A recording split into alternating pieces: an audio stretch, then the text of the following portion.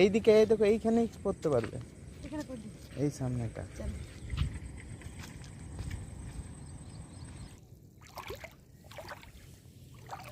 দেখো আমি কি বানিয়েছি নদীর পাড়ে এসে। সবজিগুলো যে আমরা সবজি বাজার করে নিয়েছি, মাছ সবজি।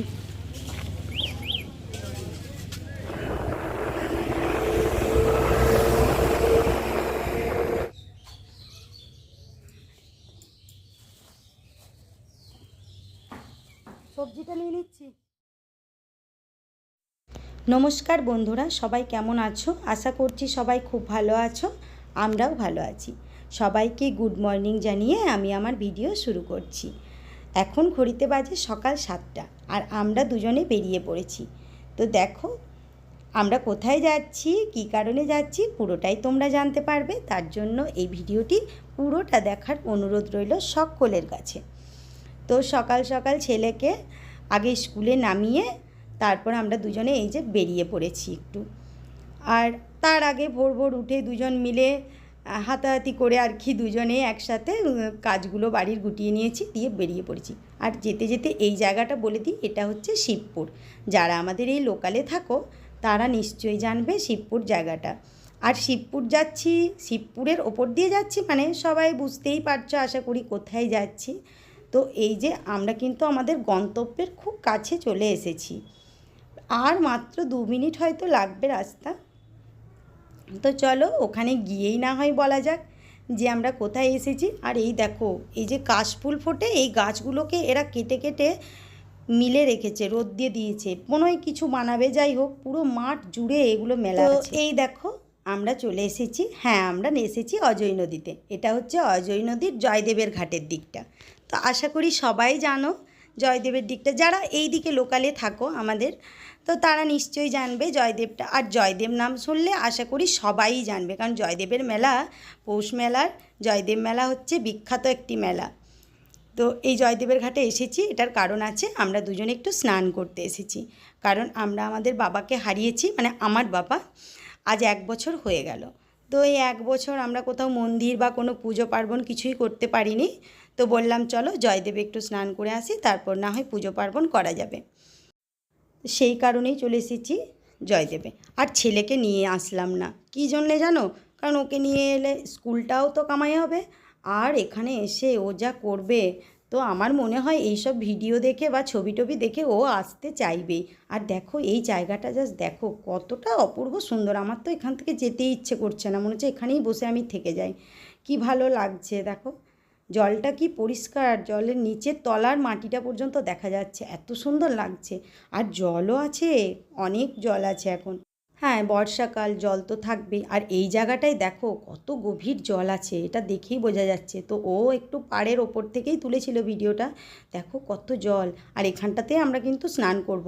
আমি কিন্তু বেশি নামিনি, আর বাড়ির থেকে আমি মগ নিয়ে আসতে ভুলে গেছি, মানে আমি ডুব দিতেও পারি না সেইভাবে, সেই কারণে আমি ভুলে গেছি। আমার তো ভীষণ টেনশন যে আমি স্নান কী করে করব। আর এই দেখো ছোট বাচ্চাদের মতো আমি কিছু করতে শুরু করে দিয়েছি। এখানে ভাবলাম একটা শিব ঠাকুরই করে দিয়ে যাই। জলের যা ঢেউ আসছে, মনে হচ্ছে শিব ঠাকুর আমার বেশিক্ষণ এখানে থাকবে না, ঢেউয়ে গলিয়ে নিয়ে চলে যাবে। কিন্তু তাও যতক্ষণ আমরা স্নান করেছি আর চেঞ্জ করেছি ততক্ষণ কিন্তু ছিল, আমরা আসা পর্যন্ত দেখে এসেছি আছে। এরপর কী হবে জানি না, তারপর তো আর দেখিও নি। তো বেশ সুন্দর লাগছে। তো আমাদের এই যে স্নান টান সব রেডি হয়ে গেছে, আর ভিজে কাপড়গুলো ওই ব্যাগের মধ্যে আমরা ভরে নিয়েছি। আর যেতে যেতে আমি ওকে বলছিলাম যে আমাকে যদি সারাদিন এখানে থেকে যেতে বলো আমি কিন্তু থেকে যাব, এত ভালো লাগছিল। কিন্তু কি করব, বাড়ি গিয়ে তো কাজকর্ম সবই আছে, রান্না বান্না আছে, ছেলেও স্কুল থেকে চলে আসবে। কারণ কিছু তো করে আসিনি, রান্নার কাজ তো কিছুই করে আসিনি, এমনি টুকিটাকি বাসন টাসনগুলো ধুয়ে কাপড় কেচে এগুলোই যা ঘর মুছে এগুলো করে এসেছি। কিন্তু গিয়ে তো সবথেকে বড় কাজটা আছে, রান্নার কাজটা, তাই না?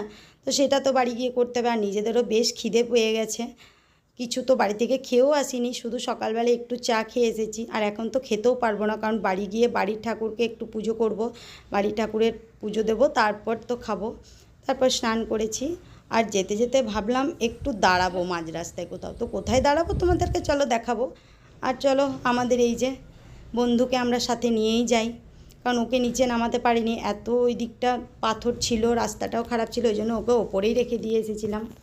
চলো এই দেখো তোমাদেরকে নদীটা আরেকবার ভালো করে দেখিয়ে দিই। কি সুন্দর লাগছে দেখো, তার মধ্যে মেঘগুলো খুব সুন্দর দেখতে লাগছে। আর ওই যে দূরে দেখেছো ব্রিজটা দেখা যাচ্ছে, তোমরা বুঝতে পারবে কিনা আমি বুঝতে পারছি না। ওই দেখো দূরে ব্রিজ, ওটা এখনও কমপ্লিট হয়নি, ওটা হচ্ছে ব্রিজটা। আর এই দিকটা হচ্ছে বর্ধমান জেলা, ওই দিকটা বীরভূম জেলা। তো আমরা বর্ধমান জেলার দিকেই স্নানটা করেছি, বীরভূম জেলার ওই পারে যাইনি, কারণ এই দিকেই স্নান করার জায়গা আছে। চলো এবার যাওয়া যাক এখান থেকে, আবার কখনো কোনো দিন আসবো। তা দেখেছো আমাকে গাড়িতে না চাপিয়ে নিয়ে চলে গেছে, আর আমি ওখান থেকে পুরো হেঁটে হেঁটে আসছি। আসলে আমিই চাপিনি, কারণ এখানে রাস্তাটা দেখেছো কি খারাপ। ও বলছিল চেপে যাও, আমি বললাম না বাবা, গাড়ি থেকে আমি পড়ে যাব।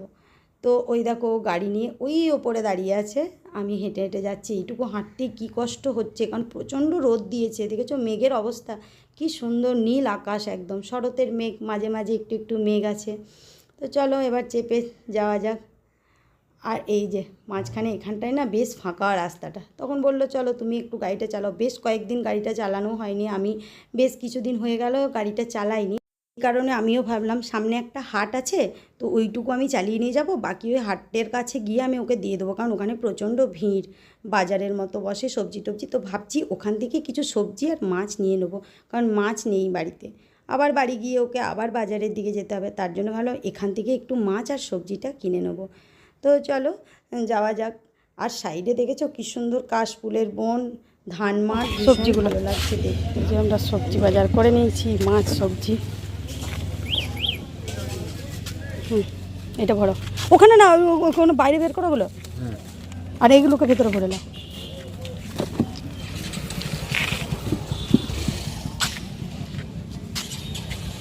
মাছ সবজি সব কিছু, চলো।